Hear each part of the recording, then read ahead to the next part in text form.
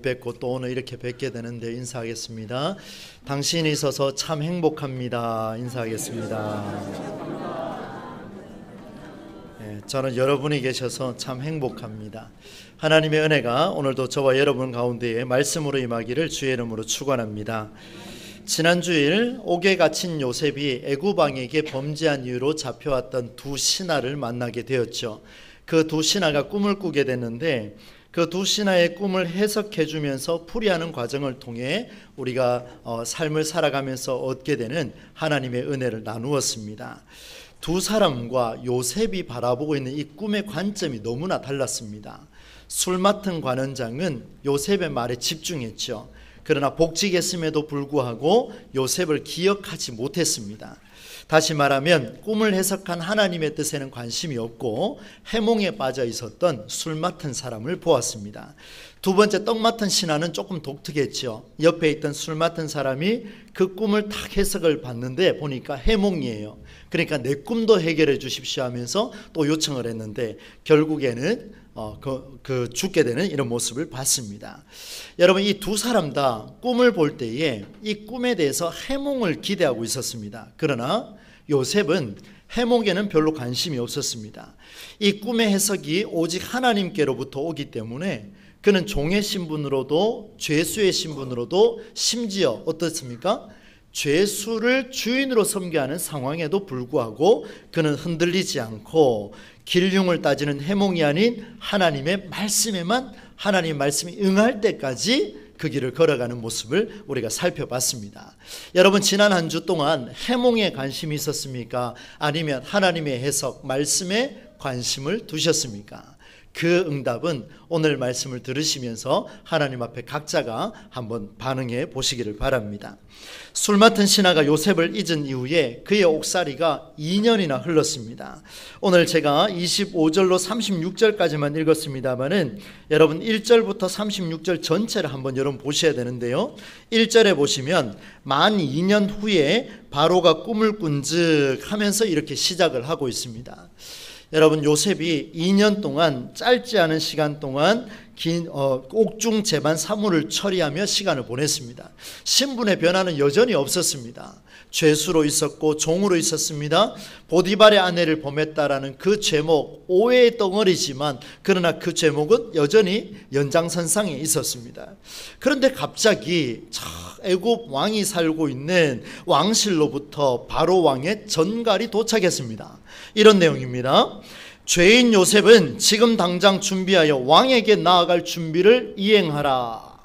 죄인 요셉은 지금 당장 준비하여 왕에게 나아갈 준비를 이행하라. 갑자기 왕으로부터 전갈이 왔습니다. 입궐하라는 소식입니다. 무슨 영문인지는 모르는 요셉의 마음 복잡합니다. 그를 찾는 목소리가 다급합니다. 이에 요셉은 급한 대로 수염을 깎습니다. 옷을 갈아입습니다. 최소한의 예를 갖추어서 이제 입궐하였습니다. 아마도 짧은 시간 요셉의 심경이 매우 복잡했을 것 같습니다. 왜냐하면요, 이번에는 도대체 어떤 죄를 지었기에, 이번엔 도대체 내가 또 어떤 오해를 받기에 왕실까지 날 부르는구나, 이런 고민이 들지 않겠습니까? 이방 땅에서 팔려왔습니다. 그리고 좀 사나 싶었더니만 옥에 갇혀버렸습니다. 오해에 끝까지 오해에 살아왔던. 그런데 여러분, 오늘 우리는 이 요셉의 이야기를 알기 때문에 이런 이유로 요셉이 다시 왕에게 가고 있구나 짐작을 하지만 현재 요셉의 상황은 적어도 요셉이라면 이 내용을 알지 못하고 있습니다. 무슨 상황일까? 그러던 중에 왕 앞에 섰습니다.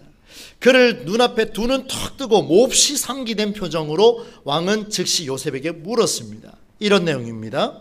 내가 꿈을 하나 꿨는데 그것을 해석할 자가 없구나. 나는 네가 꿈 이야기를 들으면 잘 푼다고 들었다. 그러니 내 앞에서 내 꿈 이야기를 풀어봐라. 내가 꾼 꿈을 풀어보라. 여러분, 이미 앞서서 애굽왕 바로는요, 그 애굽 땅에 있는 마술사들, 객들, 현인들, 점술가들 다 불러 모았습니다. 다 이야기를 했어요. 그런데 이 꿈을 해석해내지를 못합니다. 얼마나 답답했겠습니까? 아무도 해석하지 못하는 그 꿈 앞에 바로의 마음은 복잡했습니다. 2년 전 요셉은 왕의 두 신하의 꿈을 해석했습니다.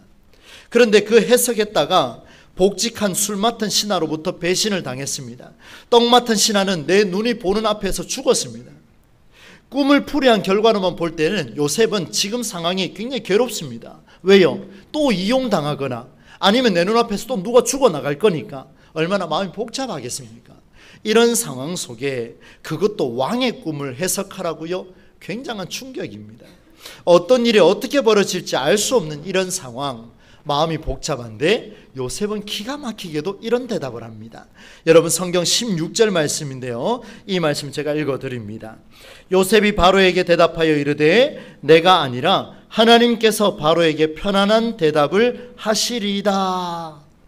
내가 아니라, 이 해석도 하나님께서 바로 왕에게, 임금님께 이런 해석을 할 것입니다 라는 답변을 했습니다. 조금도 흔들리지가 않습니다. 특이하지요.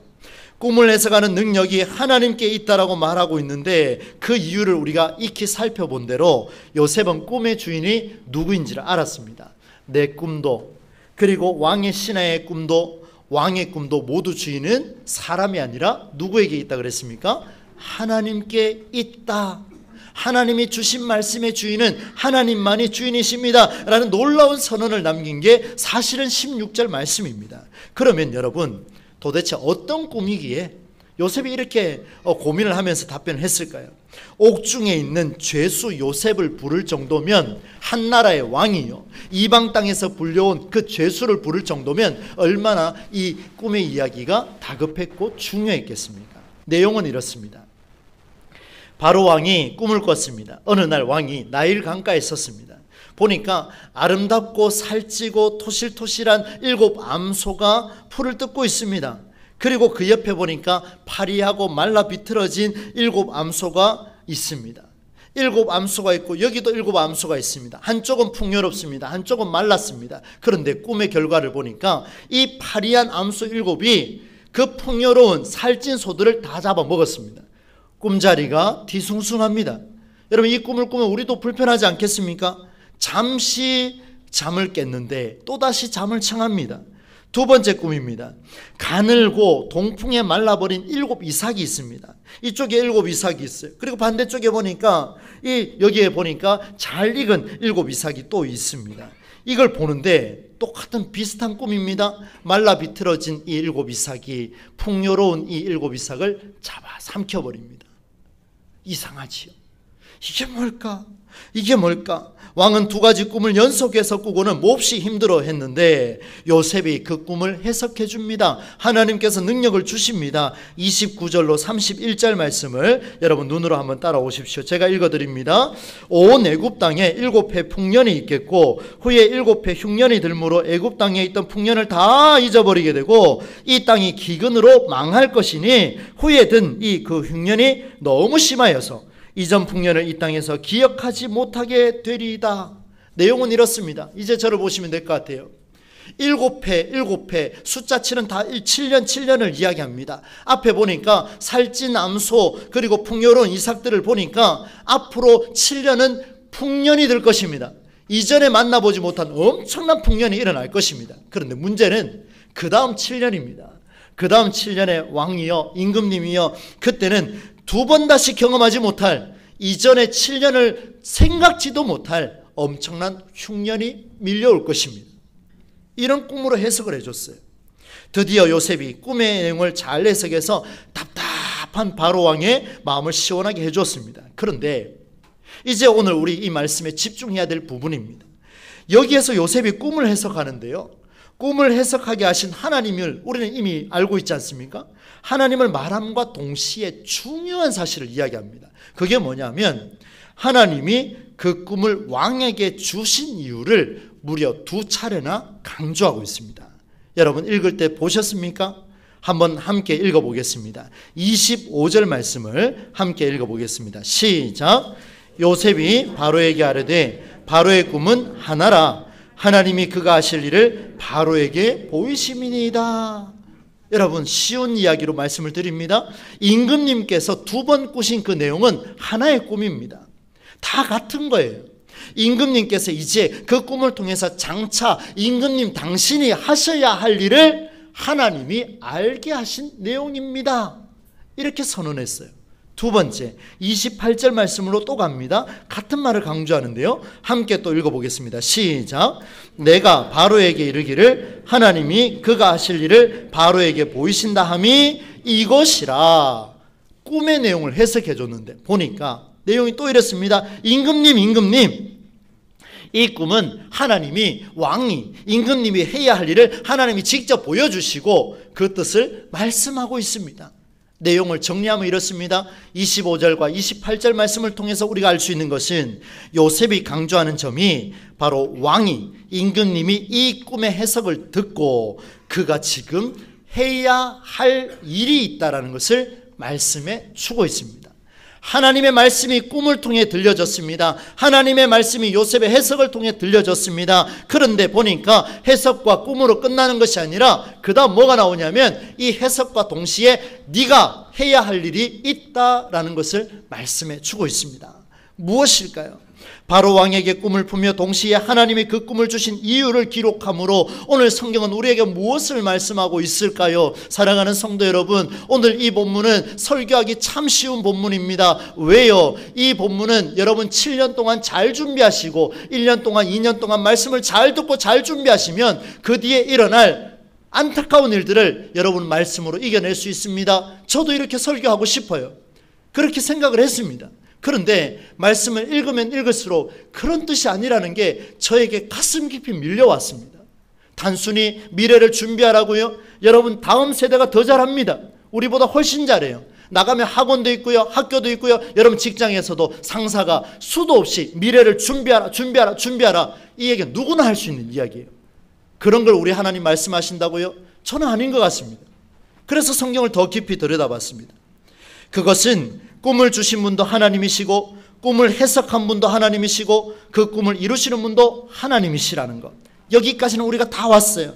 그런데 무엇보다도 하나님이 그 꿈을 이루어가는 모든 과정에 하나님 홀로 하시는 것이 아니고 하나님이 이 꿈을 이뤄가는 모든 과정에 심지어 이방신을 섬기는 애굽 왕과도 함께 하기를 원하신다라는 말씀이 오늘 본문에 드러납니다. 그가 함께 동참하기를 원하고 계십니다. 방관하지 마라, 멍하게 있지 마라. 주의 말씀이 들려지면, 주의 말씀이 해석되어지면 나와 함께 일하자. 이게 바로 오늘 본문 말씀의 핵심입니다. 그러니까 여러분 보십시오. 해석을 들려주고 난 뒤에 뒷말 안 해도 되죠. 근데 왜 하나님이 바로에게 네가 할 일을 하게 할 것이다 라는 말을 요셉을 통해서 보여주느냐 이 말입니다. 여러분 우리의 삶으로 한번 적용해 보겠습니다. 해결하지 못한 깊은 고민에 여러분 빠져 있을 겁니다. 지금도 있을 것이고 지나갔을 수도 있습니다. 그때 우리 신앙인은 정말 신중해야 합니다. 왜요? 이런 경우에 절대적으로 나의 결단이 필요합니다. 멍하니 기도하고 났는데 하나님 응답 주셨다. 그건 기복신앙이라고 말씀을 드렸죠. 그건 미신입니다. 기독교는 그런 신앙이 아니에요. 절대적으로 나의 결단이 필요합니다. 하나님 앞에서 어떻게 살겠노라는 결단이 필요한데 누군가의 결정으로 움직여지는 수동적인 신앙에서 어떤 목사의 가르침을 통하여 목사의 설교를 통하여 나는 이렇게 살아야 되겠다, 나는 끌려가는 인생이다, 그런 수동적인 인생이 아니라 주의 말씀이 선포되는 이 자리에 성령께서 역사하셔서 저의 이야기가 아니라 성령의 말씀을 통하여 여러분의 감동이 일어났을 때 능동적이고 적극적인 신앙의 삶으로 살아가는 것이 절대적으로 필요하다는 것을 하나님께서 오늘 우리에게 말씀하고 계신 줄로 믿습니다. 하나님은 언제나 개개인 당사자와 소통하기를 원하십니다. 하나님은 늘 그렇습니다. 하나님 앞에서 반응하라. 누군가가 반응하는 것을 원하는 게 아니라 바로 너, 꿈을 받은 너가, 기도하고 응답받은 너가, 말씀을 들은 너가 어떻게 응답할 것이냐, 어떻게 반응할 것이냐, 우리 하나님은 여기에만 관심에 몰두해 있습니다. 성경은 모두가 그렇게 해석이 됩니다. 요셉을 통해 하나님은 바로의 꿈을 멋지게 해석하여 응답해 주셨습니다. 저는 이 시간에 응답과 은혜라는 용어를 함께 한번 써보겠습니다. 하나님이 해석하셔서 은혜를 베푸셨습니다. 그러나 하나님이 꿈을 주실 때 그냥 주시지 않았다는 것, 하나님이 오늘 주일 말씀을 들을 때마다 하나님의 메시지가 선포되고 감동이 밀려올 때마다 하나님의 말씀을 듣고 나는 오늘 이렇게 살아야 되겠다 도전을 느낄 때마다 그냥 주시는 게 아니라 네가 해야 할 일이 있다는 것을 말씀을 통해서 우리 모두에게 지금 들려주고 있다는 것을 말씀해 주고 있습니다. 하나님 말씀합니다. 애굽 왕 바로야, 왕으로서 책임을 다하라. 내가 너에게 꿈을 주었은즉 너는 책임을 다하라. 오늘 우리가 말씀을 주시는, 하나님이 주시는 말씀을 들을 때 여러분 어떻게 반응하십니까? 여러분 말씀을 통해 감동과 전율을 느낄 때 어떻게 반응하십니까? 말씀이 나에게 삶에 도전을 둘 때 혹시라도 그것을 수단처럼 한번 웃고 돌아가고 한번 위로받고 돌아가는 그런 차원에서 말씀을 받습니까? 그렇다면 우리에게 힘이 없습니다. 우리에게도는 능력이 나타나지 않습니다. 하나님의 말씀은 죽어있는 말씀으로 떨어질 가능성이 높습니다. 여러분, 이것을 막기 위해서 저의 역할이 가장 중요하겠죠. 왜 그렇습니까? 말씀을 선포하는 자가 그 말씀이 살아있는 감동의 말씀으로 선포되기 위해서는 전하는 자가 그만큼 헌신해야 되겠죠. 죽을 똥살똥 모든 걸 걸어야 되겠죠. 그러나 여러분, 저의 역할도 중요하지만 말씀을 받아들이는, 즉 하나님과 단독자로 서 있는 성령의 감동함심으로 받는 우리 모두가 사모하며 책임을 다해야 하는 놀라운 그런 삶의 현장이 우리에게 주어지리라, 저는 그렇게 생각을 합니다.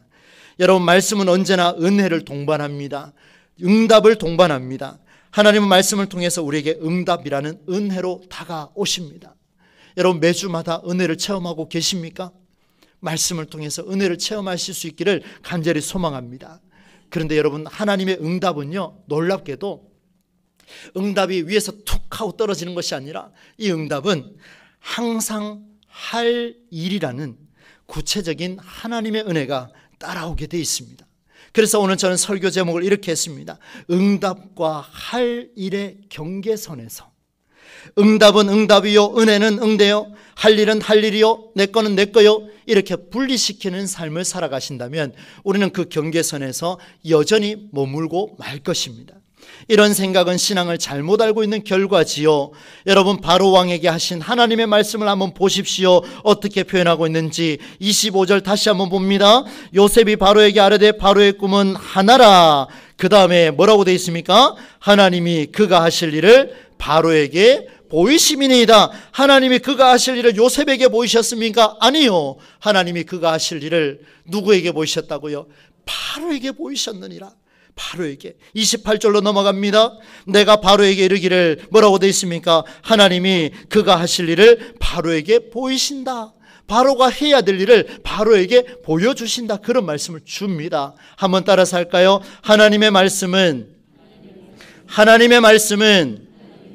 인간의 반응이 따라야 한다. 어려운 말이지요. 하나님의 말씀, 하나님의 해석, 하나님의 은혜는 항상 인간의 행동이 따라가야 됩니다. 그래야 은혜가 가치가 있습니다. 하나님은 바로에게 꿈을 주실 때 이미 그가 행할 일을 동시에 말씀하셨어요. 떨어뜨리지 않았습니다. 정말 놀랍지 않습니까? 같은 구절 안에 같이 답을 하고 있습니다. 꿈 안에 할 일이 내포되어 있습니다. 주의 말씀이 선포되는 자리에는 반드시 그 안에 내가 해야 할 일이 포함되어 있습니다. 이것을 깨닫지 못하면 굉장히 안타까운 겁니다. 너무나 안타까운 거예요. 여러분, 말씀을 들을 때마다 이것을 깨달으셔야 됩니다. 하나님, 저에게 말씀하여 주옵소서. 저에게 말씀하여 주옵소서. 누가 앞에서 설교하든 그게 문제가 아니라 주여 내게 말씀하여 주옵소서. 그래서 중요한 거예요. 우리는 하나님이 주시는 응답과 내가 할 일을 두 가지를 탁 하고 이렇게 떨어뜨려 놓을 때가 너무나 많습니다. 위로는 받고 싶고 일은 하기 싫고, 하나님 은혜는 받고 싶고 그대로 살기는 싫고, 성령대로 살기는 싫은데 돌아오면 병은 치유받고 싶고, 우리의 인생이 이렇지는 않습니까? 사업은 잘 되고 싶은데 말씀대로 사업을 운영하지 않습니다. 가정이 화목하고 싶은데 집에 가면 말씀으로 살려내지 않습니다. 우리의 인생이 이런 구조 속에 있다는 것을 보여주는데, 놀랍게도 기독교뿐만 아니라 대부분 종교가 이런 것을 가르치고 있습니다. 그러나 기독교는 그렇게 가르칠지라도 성경은 그렇게 가르치지 않습니다. 성경은 하나님이 주시는 은혜와 내가 해야 할 일에 경계선을 두지 않았습니다. 오히려 두 가지가 딱 일치합니다. 말씀 안에 내가 해야 할 일이 들어있습니다. 하나님의 응답과 우리의 할 일은 동시에 일어납니다. 언제 일어난다고요? 언제 일어난다고요? 9시에요? 동시에 일어납니다. 동시에. 하나님의 은혜와 내가 해야 할 반응은 동시에 일어납니다. 순서가 먼저 아닙니다, 여러분. 하나님의 은혜는 언제나 동시에 일어납니다. 왜 그런지 보여드리려고 합니다. 여러분 32절 말씀을 한번 보십시오. 32절 말씀 우리 같이 한번 읽어보겠습니다. 시작. 바로께서 꿈을 2번 겹쳐 꾸신 것은 하나님이 이 일을 정하셨습니다. 하나님이 속히 행하시리니 아멘. 여러분 보세요. 하나님이 바로에게 꿈을 주셨어요. 요셉을 통해서 해석을 주셨습니다. 그런데 보십시오. 바로에게 할 일을 주셨다 했지 않습니까? 그건 바로의 역할이에요. 근데 하나님을 보십시오. 하나님 스스로가 뭐라고 말씀하시냐면 내가 이 일을 꿈을 준 것은 내가 이 일을 정했다. 하나님이 속히 행하시리니 하나님이 더디 행하시리니 하나님이 나중에 행하시리니 하나님이 나는 너희들이 행하라. 나는 뒷짐지고 있겠다. 이렇게 말씀하셨습니까? 아닙니다. 하나님도 그 꿈을 허락했을 때는 나도 이미 일을 시작했노라. 사랑하는 동부제일교회 성도 여러분, 하나님께서 오늘 우리에게 은혜를 베푸셨다면 하나님이 이미 일하고 계신 줄로 믿습니다. 더디하시는 게 아니고 뒤하시는 게 아니고. 그렇다면 우리는 어떻게 받아야 되겠습니까? 여러분, 은혜와 할 일의 경계선은 우리에게 없어져야 하는데 경계선이 없다라는 확신이 우리로 하여금 하나님의 은혜를 계산하지 않게 하실 것입니다. 하나님의 은혜 이대로 살아야 되겠습니까? 여러분, 계산하기 시작하면 이 은혜는 멀어지기 시작할 것이고 중간에 경계선은 더 선명해질 것입니다. 차선이 깨끗한 것처럼 넘어갈 수 없는 붉은색 줄이 우리에게 쳐질지도 모르겠습니다. 은혜와 응답과 할 일의 경계선에서 오늘도 우리는 이런 경계선에서 살아가고 있고 이번 한 주도 우리는 그렇게 살아갈 것입니다. 어느 쪽으로 마음을 두어야 할 것인가? 하나님의 은혜가 먼저입니까? 인간의 응답이 먼저입니까? 하나님의 응답이 먼저입니까? 인간이 해야 할 삶의 실천이 먼저입니까? 이거 따지다가 이거 저울질하다가 세계신학과 세계신앙과 세계 기독교는 여전히 하나님의 뜻을 판단하지 못하고 머뭇거리고 있습니다. 왜요? 경계선을 그어놨기 때문에. 그 경계선은 지금도 뚜렷합니다. 그러나 오늘 여러분, 오늘 이 말씀을 주신 것은 무슨 이유겠습니까? 하나님께서 스스로 경계선을 지워버렸습니다. 독생자를 보내셔가지고 하나님이 결단하셨는데 그 결단을 바로 실행하심으로 하나님은 그 경계선을 지워버렸습니다. 그런데 우리는 하나님 앞에서 우리는 여전히 경계선을 더 선명하게 그어가고 있습니다. 말씀을 받을 때는 은혜요. 내가 할 일은 잠시 선을 꺼놓고 나중에 언제요? 그 은혜가 갑절로 수십갑절로 수만갑절로 내게 돌아올 때 그때 가서야 하나님 살아보겠습니다. 이런 고백이 우리에게 있다면 오늘 하나님께서 얼마나 마음이 아프시겠습니까? 여러분, 두 가지가 분리되지 않고 동시에 이루어지지 않거나 서로 분리해서 판단하게 되면 다가올 흉년을 준비할 수가 없습니다. 만일 바로 왕이 계산을 했다면 한번 들어보시겠습니까? 그가 풍년을 기억하지 못할 정도로 흉년이 될 것을 생각할 수나 있겠습니까? 어떻게 대비하겠습니까? 그것도 재수한 사람이 와서 풀어줬는데, 재수한 사람이 와서 꿈 잘 푼다는 해몽가가 와서 풀어줬는데 그 말을 들어요? 기가 막히죠. 과연 7년 동안 준비할 수 있을까요? 풍년이라고 해서 흉년을 대비한다는 명분으로 애굽 땅에 있는 백성들의 5분의 1의 소산물의 5분의 1을 거둔다? 말이 됩니까? 여러분, 이 나라 대통령이, 이 나라 정치 지도자들이 우리 7년 동안 풍요롭기 때문에 여러분 세금, 여러분 수입의 5분의 1을 내십시오. 여기 낼 사람 누가 있습니까? 저는 못 낼 것 같아요. 뭘 믿고 냅니까? 여러분, 이런 계산들이 너무나 많은 거예요. 수많은 계산들이 있는데 애굽 왕 바로에게 하나님이 시험하십니다. 네가 할 일이 있다. 그거 할 수 있겠느냐? 계산하지 말고 하나님의 음성이 들려지면 그것이 물질이든 그것이 지식이든 그것이 지혜든 그것이 내 삶의 시간이든 여러분 하나님 앞에 바칠 수 있는 용기가 있으시기를 주의 이름으로 축원합니다. 그렇지 않으면 여러분 삶의 경계선은 더 뚜렷해질 겁니다. 하나님의 생각과 멀어질 겁니다. 성경의 정신과 멀어질 것입니다. 여러분 기독교만 살아가는 사람으로 전락하고 말 것입니다. 말씀을 맺습니다. 여러분 이런 계산이 오면 응답과 할 일의 경계선은 더욱더 선명해지고 뚜렷해질 것입니다. 뚜렷하면 할수록 애굽의 미래는 불투명하고 어두워지고 말 것입니다. 왜요? 하나님이 주시는 응답과 내가 해야 할 일이 일치하지 않는 순간 놀라운 일은 나타나지 않습니다. 그 길은 망하는 길밖에 없습니다. 제가 단호하게 말씀을 드립니다. 여러분, 오늘 말씀의 결론입니다. 36절을 같이 읽겠습니다. 시작.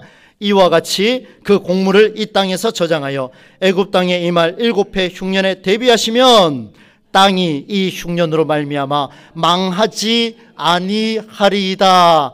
아멘. 7해 흉년에 대비하시면